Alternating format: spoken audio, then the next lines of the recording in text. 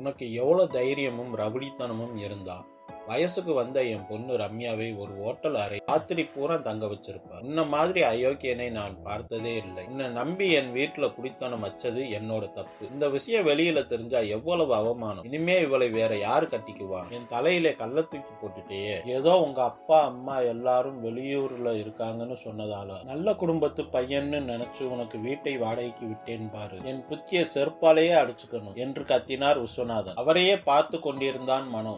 என்னடா முறைக்கிற என்றபடி ஆங்காரமாய் ஒரு அறை அறைந்தார் விஸ்வநாதன். இதற்காகவே காத்திருந்தார் போல அந்த வீட்டில் இருந்த எல்லோருமே மனோவுக்கு தர்ம அடி கொடுத்தனர். மனோ அத்தனை அடியையும் வாங்கி கொண்டு ரம்யாவையே பார்த்து கொண்டிருந்தான். இன்னும் என்னடா அவளை முறைக்கிற? அதான் குடிய கெடுத்துட்டேயே அழுதாள் ரம்யாவின் அம்மா காமாட்சி.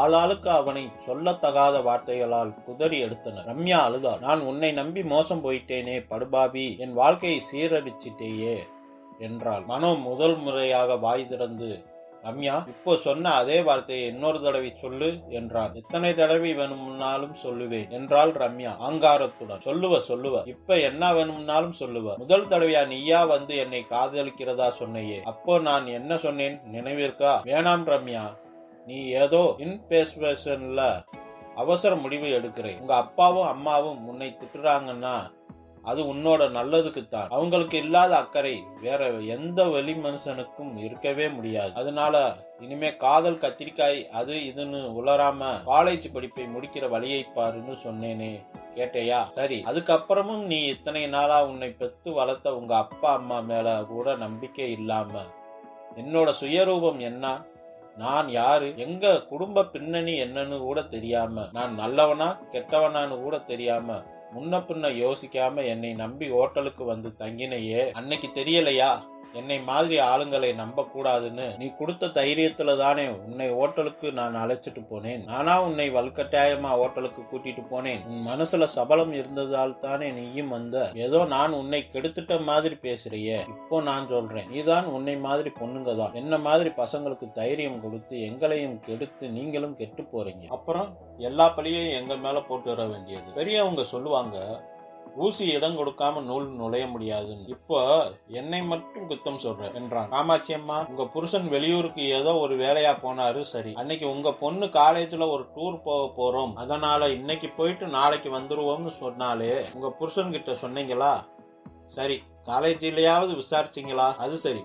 இந்த காலத்து பசங்க அவங்களை நிறைய பணத்தை கொட்டி படிக்க காலேஜுக்கு அனுப்பிவிட்டு அவங்களை வேவு பார்க்கறதுக்கும் ஒரு ஆளை ஏற்பாடு செய்ய முடியுமா? கஷ்டம்தான். ஆனா உங்க புருஷனுக்கு ஒரு போன் செஞ்சு விஷயத்தை சொல்லி இருக்கலாமே, அல்லது நேத்தே உங்க அப்பா கிட்ட அனுமதி வாங்கினா தான் அனுப்புவேன், அவர் அனுமதி இல்லாம அனுப்ப மாட்டேன்னு சொல்லி இருக்கலாமே என்றான்.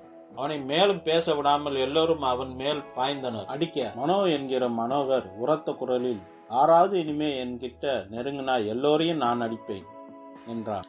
அதிர்ந்து போய் அவரவர் இருந்த இடத்தை விட்டு அசையாமல் நின்றனர். உங்க யாருக்காவது வெர்ஜின் டெஸ்ட்னா என்னன்னு தெரியுமா? அப்படி தெரியலைன்னா நான் சொல்றேன், ஒரு பொண்ணோட கன்னித்தன்மையை நிரூபிக்கிற விஞ்ஞான பரிசோதனை. உங்க பொண்ணுக்கு அந்த டெஸ்ட் பண்ணி பாருங்க, அப்போ தெரியும் உங்க பொண்ணு மேல என் சுண்டு வரல் கூட படலன்னு. கண்டதே காட்சி கொண்டதே கோலம்னு அவசர முடிவெடுத்து முன்ன பின்ன தெரியாம வெளி வேஷத்தை மட்டும் நம்பி கெட்டு போற பெண்கள் நாட்டுல அதிகமாயிட்டாங்க. அவங்களுக்கெல்லாம் இது ஒரு பாடமா இருக்கணும் தான் இப்படி செஞ்சேன். நான் சொல்றதுக்கெல்லாம் என்ன சாட்சின்னு கேக்குறீங்களா என்று கேட்டுவிட்டு திரும்பி விஸ்வநாதனை ஒரு பார்வை பார்த்துட்டு, ரம்யா, விஸ்வநாதன் தான் உங்க அப்பா. காமாட்சி அம்மா, உங்க புருஷனைத்தான் சொல்றேன், இவரை கேளுங்க.